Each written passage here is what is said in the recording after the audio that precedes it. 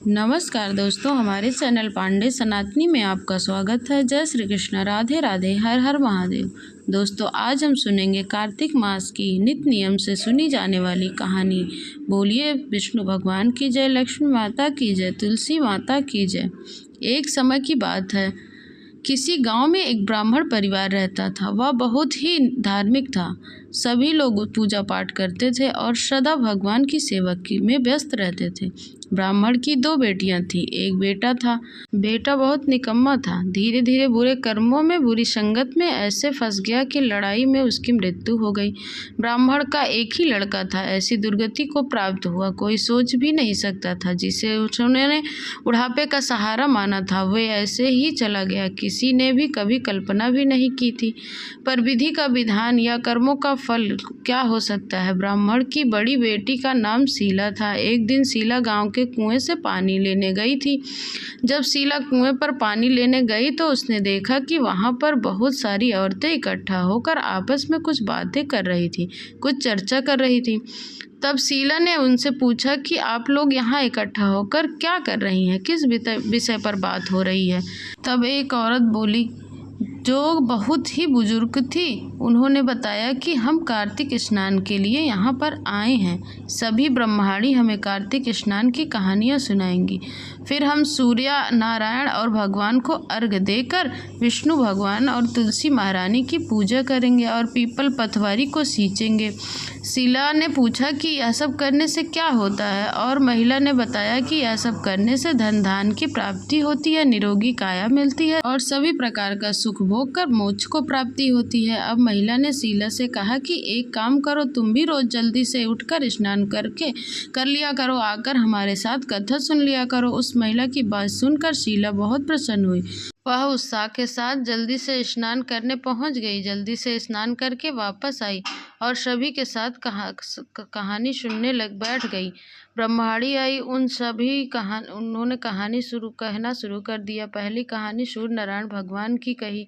ब्रह्माणी ने बताया कि एक बार एक बूढ़ा ब्राह्मण था। वह भगवान सूर्य नारायण की पूजा पाठ किया करता था। भगवान सूर्य नारायण को दूध मिश्रित जल से अर्घ्य देता था, उसकी पूजा करता था और वह सारा दिन भगवान सूर्य नारायण के ध्यान में मग्न रहता था। काम कुछ नहीं करता था, खाना आता ही नहीं था।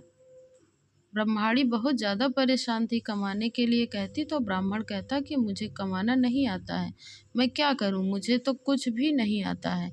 आसपास के लोग भी ताने देने लगे, काम धाम तो कुछ करता नहीं है, सारा दिन बस माला जपता फिरता रहता है। सबके ताने से परेशान होकर एक दिन वह अपना लोटा और अपनी माला लेकर घर से निकल गया। घर से निकलने के बाद सीधा एक जंगल में गया। जंगल में उसने देखा कि एक तालाब सूखा पड़ा था, थोड़ा सा पानी था उसमें। उसने तालाब के किनारे एक पीपल का पेड़ सूखा खड़ा था। ब्राह्मण जाकर पीपल के पेड़ के पास ही रहने लगा।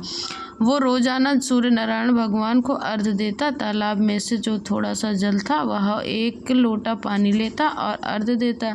जैसे ही जल डालता वह पीपल की जड़ों में चला जाता, बाकी पानी बह कर तालाब में चला जाता। देखते ही देखते पीपल हरा भरा हो गया और तालाब में पानी भर गया। पीपल के पेड़ से आवाज़ें आने लगी। सुबह जब ब्राह्मण देवता सूर्य नारायण भगवान की पूजा करते, जल को सींचते, उसके बाद पीपल से आवाज़ आती, हे ब्राह्मण देवता, मांगो, क्या मांगना चाहते हो।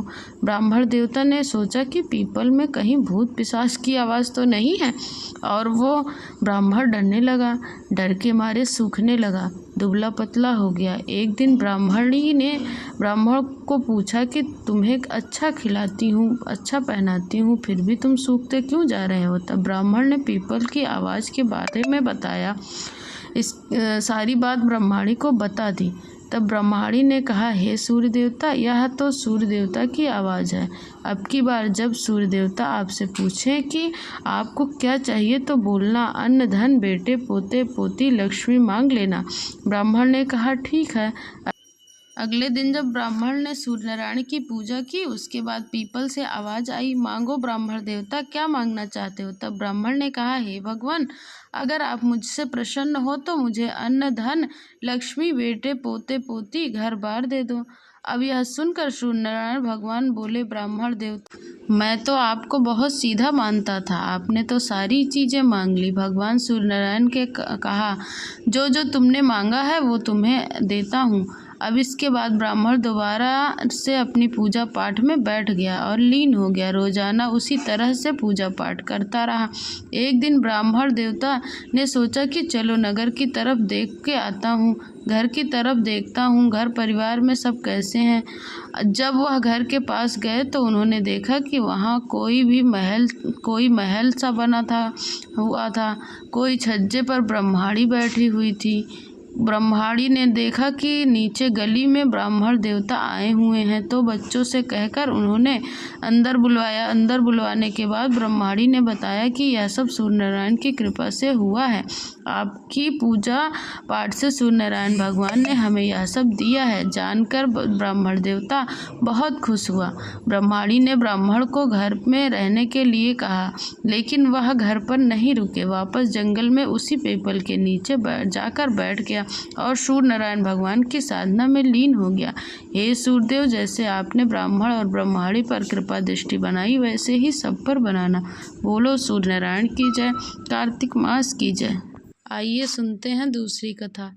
एक बार एक राजा थे, एक रानी थी। कार्तिक के स्नान रानी करने जाया करती थी। राजमहल में एक छल्ली और एक कुनिया थे। उन दोनों में बहुत बड़ी दोस्ती थी। वह दोनों रोज बातचीत करते। इस साल कार्तिक के महीने में छल्ली ने सोचा कि मैं भी स्नान करने जाऊंगी। तो छल्ली ने घुन से कहा, घुन चलोगे भाई, अब की बार कार्तिक स्नान कर लेते हैं। घुन ने मना कर दिया। झल्ली ने बार बार कहा, चलो कार्तिक स्नान के लिए चलते हैं, लेकिन घुन फिर से मना कर दिया। झल्ली ने कहा, कार्तिक स्नान के लिए जाऊंगी। फिर वह रानी के चुन्नी के पल्लों में चिपक गई और रोज कार्तिक स्नान करने के लिए जाया करती थी। इस तरह कार्तिक का महीना पूरा हुआ। कार्तिक पूर्णिमा के दिन कार्तिक स्नान करके आई। उसके बाद झल्ली की मृत्यु हो गई। कार्तिक की पूर्णिमा के दिन घुन की भी मृत्यु हो गई। कार्तिक स्नान के पुण्य से झल्ली को राजा के यहाँ राजकुमारी के रूप में जन्म मिला और घुन को उसी राज में गधे के रूप में जन्म मिला। धीरे धीरे राजकुमारी बड़ी हुई। राजा ने राजकुमारी का विवाह करने का सोचा। राजकुमारी के लिए बहुत ही सुंदर राजकुमार देखा गया। राजकुमार के साथ राजा ने राजकुमारी का विवाह कर दिया। अब राजकुमारी विदा होने वाली थी। तब राजा ने कहा, बेटी बताओ तुम्हें क्या चाहिए, तुम्हें जो भी चाहिए वह मांग लो। उस राजकुमारी की नज़र उस गधे पर पड़ी। गधे को देखते ही वह पहचान गई कि यह तो घुन है, और तब उसने राजा से कहा, पिताजी मुझे यह गधा चाहिए। राजा ने कहा, राजकुमारी तुम इस गधे को क्या करोगी, तुम्हें और कुछ चाहिए तो मांग सकती हो, धन दौलत, हाथी घोड़े, हीरे जवाहरात भी मांग सकती हो। राजकुमारी ने कहा, नहीं पिताजी, मुझे यह गधा चाहिए। राजकुमारी की जिद के आगे राजकुमार को झुकना पड़ा। फिर राजा ने ठीक है कहकर, बेटी अगर तुम्हें यह गधा चाहिए तो तुम इसको अपने साथ ले जाओ। राजा ने गधे को राजकुमारी के पालकी से बंधवा दिया और राजकुमारी की पालकी के साथ गधा भी राजकुमारी के साथ ससुराल आ पहुंचा। राजकुमारी के ससुराल वाले गधे को देखकर सब आश्चर्य में पड़ गए। राजकुमारी के साथ यह गधा क्यों आया है? राजकुमारी गधे को अपने साथ लेकर आई हैं। फिर राजकुमारी ने गधे को अपने महल की सीढ़ियों के नीचे बंधवा दिया। जब भी राजकुमारी सीढ़ियों से उतरती तब उस गधा कहता, सुंदर राजकुमारी मुझे पानी पिला दो। तब राजकुमारी कहती, मैंने कहा था कि चलो कार्तिक का स्नान कर लो तो तुम नहीं गए, अब तुम्हें पानी नहीं चाहिए, और उससे खूब बातें करती। समय बीतता गया। एक बार जब राजकुमारी गधे से बात कर रही थी तब उसकी जेठानियों ने देख लिया। जेठानियाँ आपस में बातें करने लगी, यह कौन है, यह जानवरों से कैसे बात करती है, कोई जादूगरनी है या कोई जादू टोना जानती है? जेठानियाँ समझ नहीं पाई और कहने लगी, देखो कैसे जानवर से बात कर रही है। जेठानियाँ भागते भागते अपने देवर जी के पास गईं। उन्होंने राजकुमार से कहा कि राजकुमार, तुम यह कैसी राजकुमारी ब्याह कर लाए हो, यह तो जादू टोना जानती है, जानवरों से बात करती है। सारी बातें सुनने के बाद राजकुमार बोला, मैं आपकी बातों पर विश्वास नहीं करता, मैं जब तक अपनी आंखों से ना देख लूं तब तक नहीं मानूंगा। जिठानियों ने कहा, ठीक है, आप खुद ही देख लो। अगले दिन राजकुमार सीढ़ियों के नीचे छिप गया। राजकुमारी जब नीचे आई तो हर की तरह गधा कहने लगा, सुंदर राजकुमारी, मुझे पानी पिला दो। फिर राजकुमारी ने कहा कि मैंने कहा था कि कार्तिक स्नान कर लो, तुमने नहीं किया। अब तुम रोज पानी मांगते हो। और गधे से बातें करने लगी। राजकुमार यह सब बातें सुन रहा था। राजकुमार सीढ़ियों से नीचे से बाहर आया, निकलकर राजकुमारी से पूछा, राजकुमारी, यह कौन है? तुम इससे बातें कैसे कर सकती हो? तुम जानवरों के साथ बात कैसे कर रही हो? तब राजकुमारी ने सारी बात राजकुमार को बताई। पिछले जन्म में मैं झल्ली थी और यह घुन था। मैंने इससे कार्तिक स्नान के लिए कहा था और इसने मना कर दिया था, और मैं रोज रानी के पल्लों में छिपकर कार्तिक स्नान करने जाया करती थी। कार्तिक स्नान के पुण्य से मुझे राजकुमारी का जन्म मिला, और वह कार्तिक स्नान नहीं करने के कारण इसे गधे का जन्म मिला। तब राजकुमार ने कहा कि इतना महत्व है कार्तिक स्नान का? तो राजकुमारी ने कहा, हाँ। राजकुमार ने कहा कि अब हम हर साल दोनों एक साथ कार्तिक स्नान करने जाया करेंगे। कार्तिक का महीना आया। राजकुमार और राजकुमारी साथ में कार्तिक स्नान के लिए जाया करते थे। राजकुमार ने अपने राज्य में घोषणा करवा दी कि सभी कार्तिक स्नान के लिए जाएंगे, और वह स्नान का पानी इस गधे पर अवश्य डालें। तब वो कार्तिक स्नान के महीने में हर रोज़ भी कार्तिक स्नान के लिए सब जाया करते थे। स्नान का पानी लाते और गधे पर डाल देते। कार्तिक स्नान के पुण्य से गधे को इस योनि से मुक्ति मिली, उसे मोक्ष की प्राप्ति हुई। राजकुमार और राजकुमारी खुशी खुशी रहने लगे।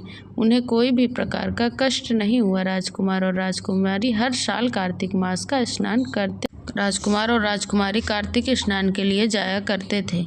हे कार्तिक देव, आपने जैसे राजकुमार और राजकुमारी पर कृपा बरसाई, वैसे कथा को सुनने वाले और सुनाने वाले और पढ़ने वाले को कृपा बरसाना। बोलिए कार्तिक मास की जय, विष्णु भगवान की जय, महालक्ष्मी की जय।